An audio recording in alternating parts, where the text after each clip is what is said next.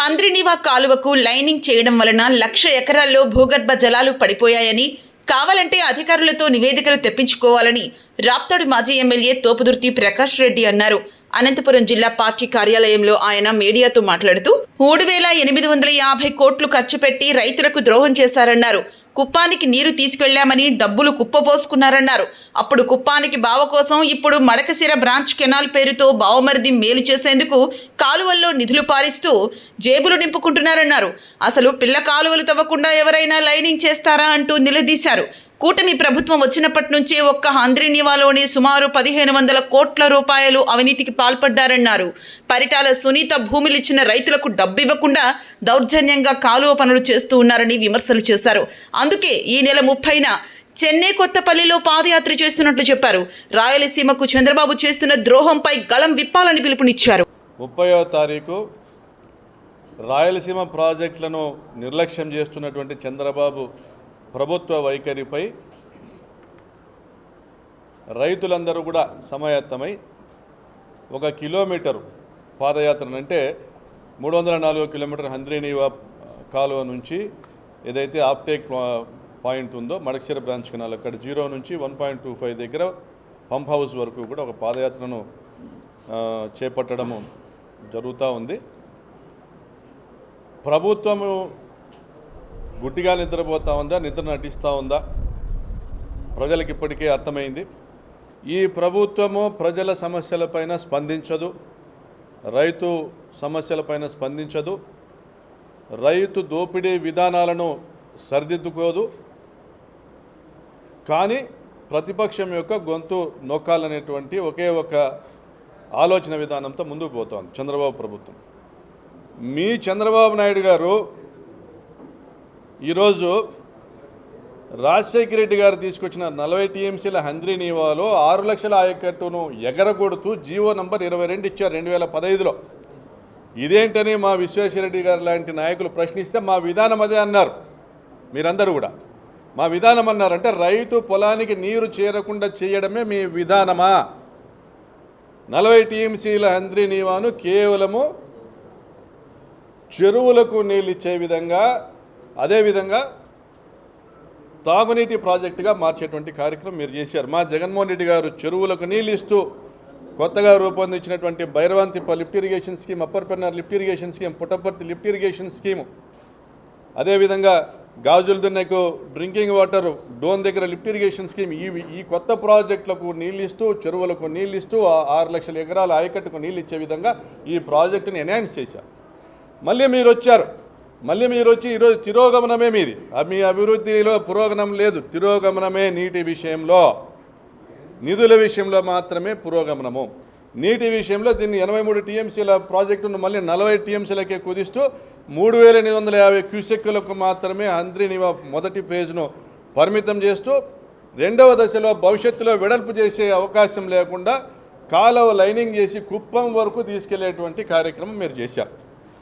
మీకు నచ్చలే, మీకు క్రెడిట్స్ కావాలా? ఈ ప్రాజెక్టు పూర్తి అయితే జగన్మోహన్ రెడ్డి క్రెడిట్ వస్తుంది, రైతుల కడుపు నిండుతుంది, రైతులు సంతోషంగా ఉంటారు, వ్యవసాయం పండగ అనిపిస్తుంది. అది మీకు నచ్చలే కాబట్టి ఈ ప్రాజెక్టును మీరు రద్దుపరిచారు. 6,300 క్యూసెక్లు ఎన్హాన్స్ చేసే ప్రాజెక్టును మీరు రద్దుపరిచారు. ఇది మీ విధానం. మీరు 2014-19లో మీరు చేసిన పనులు కూడా హంద్రినీవా ప్రాజెక్టు ఫేజ్ 1లో కానీ ఫేజ్ 2లో కానీ మిగిలిన పనులను ఇబ్బడి ముబ్బడిగా అనేక రెట్లు ధరలు పెంచుకుంటూ 100 కోట్ల 1000 కోట్ల దోపిడీ చేశారు మీరు. ఉదాహరణకి 2వ ప్యాకేజ్ 10 కోట్ల మిగులు పనులను 100 కోట్లకు చేశారు. 3వ ప్యాకేజీ 40 కోట్ల మిగులు పనులను 100 కోట్లకు చేశారు. 36వ ప్యాకేజీ 55 కోట్ల మిగులు పనులను 400 కోట్లు చేశారు. అంటే దాదాపుగా 2,600 కోట్లకు టెండర్ పిలిచి మీరు ఎంత ఖర్చు చేశారు? ఎంత ఖర్చు చేశారు? 100 కోట్లు ఖర్చు పెట్టారు మీరు. అయ్యా కేశవ్ గారు, అయ్యా జిల్లాలో మంత్రులు, ఎమ్మెల్యేలు, తెలుగుదేశం పార్టీ నాయకులు, మీ చిత్తశుద్ధి ఇది. మళ్ళీ అవన్నీ పనులన్నీ పాత రేట్లతో పనులు చేయాలి కాబట్టి భైరవాంతిప్ప ప్రాజెక్టును అటకెక్కించినారు. Upper Pennar lift irrigation scheme అటకెక్కించినారు.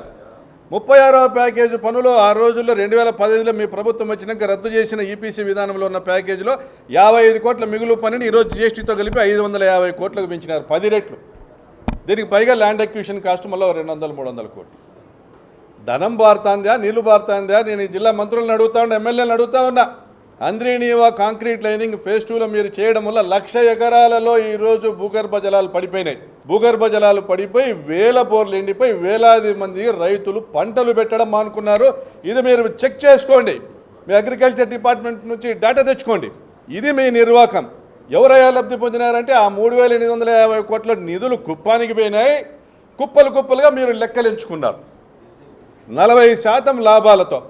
ఆడే రాయి ఉంది, ఆ కాలువ మీద బ్లాస్టింగ్ చేసినటువంటి రాయి ఆడే ఉంది, దాన్నే క్రష్ చేసి ఆడే కాంక్రీట్ వేసినారు.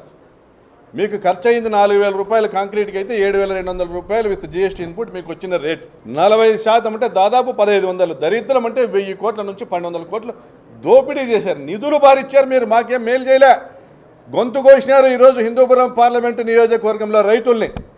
మరి డిస్ట్రిబ్యూటర్ల నిర్మాణం జరగకుండానే తలలో గుజ్జున్నవాడు ఎవరైనా, రైతుల మీద ప్రేమ ఉన్నాడు ఎవరైనా కూడా డిస్ట్రిబ్యూటర్ల నిర్మాణం చేయకుండానే ప్రధాన కాలువ లైనింగ్ చేస్తారా? దేశంలో ఏదైనా జరుగుతుందా?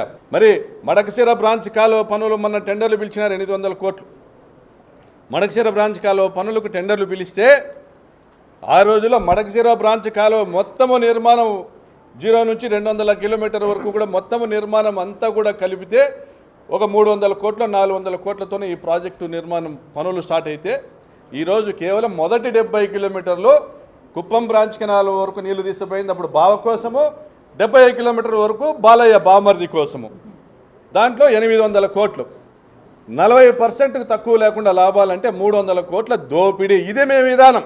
ఏం పక్కనే ఎమ్మెల్యేని సురేంద్ర ఎస్ఆర్సీ కన్స్ట్రక్షన్ 40% లిస్టుతో హైవే టెండర్లు వేసినాడే. కాలువ పనులు ఎందుకు చేయడం 40%తో? ఆడ చూస్తే 1,100-1,200 కోట్లు లైనింగ్లోనూ ఇది ఒక 300-400 కోట్లు, 1,500 కోట్లు తిన్నారు మీరు. ఈ ప్రభుత్వం వచ్చిన నుంచి తినడమో తినడానికి పన్నాగం వేయడమో తప్ప మీకు నిజంగా నీళ్ళు ఇచ్చేటువంటి ఆలోచన ఉంటే పిల్లకాలువల నిర్మాణం చేపట్టిందరు.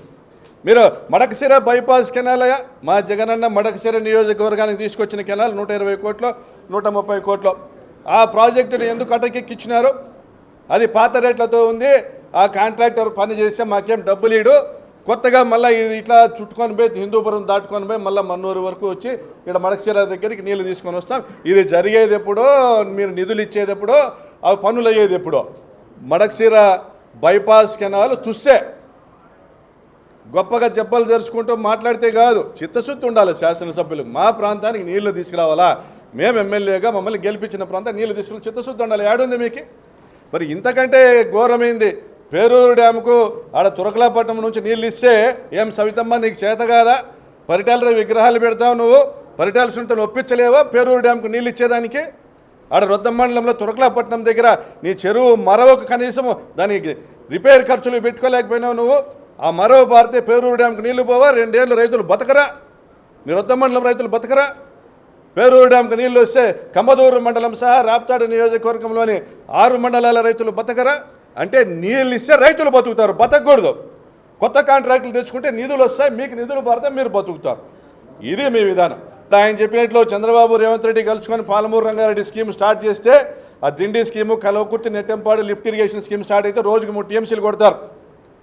అప్పుడు 40 రోజులే వరద జలాలు హంద్రీనీవాకి.